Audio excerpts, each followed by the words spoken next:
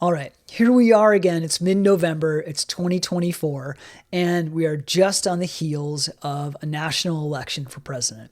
And every 4 years, something like this happens. Your candidate either gets elected and you're feeling jubilant and maybe excited or happy or hopeful, or they don't.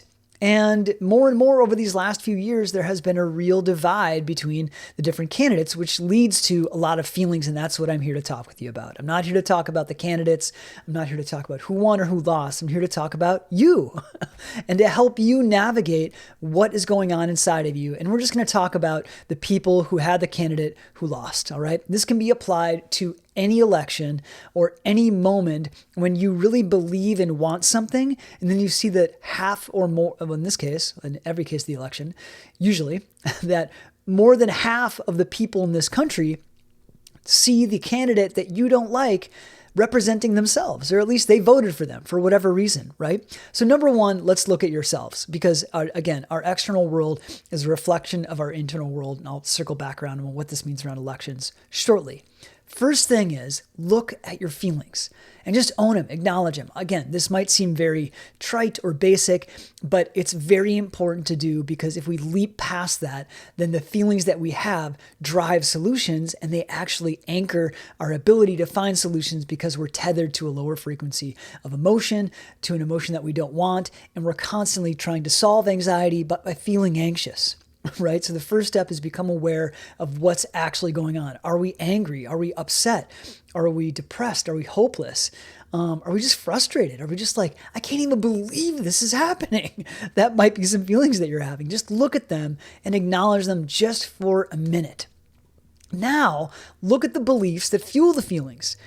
At this election in particular, it's mid-November 2024 right now, that a lot of people can't believe, again, from the candidate who lost, in this case Kamala Harris, can't believe that so much of the country elected Donald Trump, right? And they have some beliefs about who Trump is, about maybe the people who voted for him. Like there's a lot of beliefs there. And there's probably even beliefs maybe for you about what this is going to mean for your life or the life of people on the planet, right?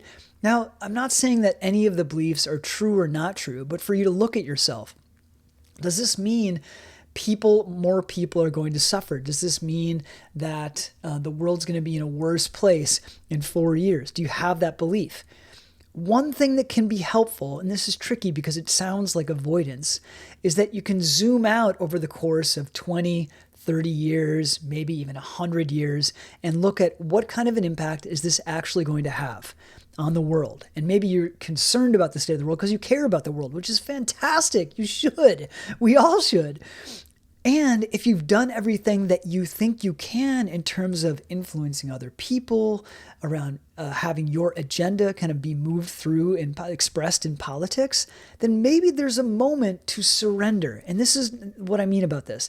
Not surrender into inaction, meaning not doing anything, but surrender into accepting this is the state of the country. And maybe for you, this isn't for me, but for you, you don't like the direction that it's going. And maybe there's some greater wisdom that is going to come from this.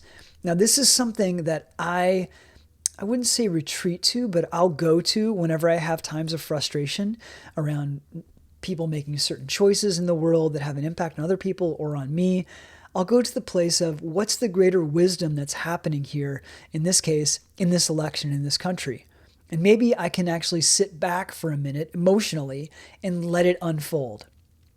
Right? There are going to be things that are going to be happening over the next 4 years, again, if your candidate lost, that are going to be very upsetting to you. And maybe there's some kind of a wisdom that the country, or in this case, the people of the country, need to learn because of the result of this vote. And you could say this about any election, right? Whether the candidate lost or whether the candidate won.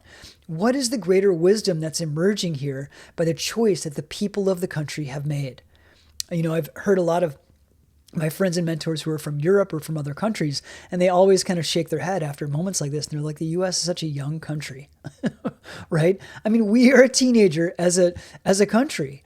And you can see that reflected when you really zoom out enough and look at it from an international perspective. This is the final thing that you can do if you're concerned and troubled by the results of this election, and that is accept.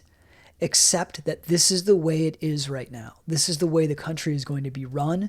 These are the people that are going to run it. We know the kind of types of decisions that they're going to make, and just accept that that's what's going to happen. What will likely happen for you is that you will face the feelings that you have, and thus the beliefs that drive the feelings that you have about the state of the world. And maybe there's something for you to gain in all of this.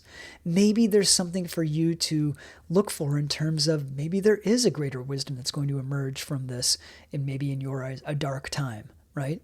Maybe it is an objectively dark time. Maybe it's a dark time for some and a light time for others, right? Which is usually how it goes whenever there's a less moderate, you could say, leadership in the country, right? Is that some people gain and some people lose, right? So just look for accepting that this is the way it is and stop the resistance. Now, accepting the way it is doesn't mean that you're in inaction, meaning you still can take action.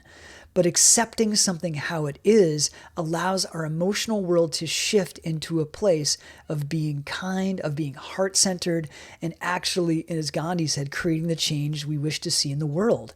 If we want to see the leadership of the country be a certain way, then be that way yourself. Because just like a pond and a pebble in a still pond, there will be ripple effects in terms of how you feel and how you are. And the people that you probably see around in your community are people that voted for the candidate that you didn't want to win, right? So what is it like to be kind and to be caring and to be clear for yourself and accept things the way they are while at the same time being in action? If you practice these things, I'm sure that you will feel better, and you might even give your candidate a better chance of winning the next election because you'll be shifting yourself. Okay? You got this.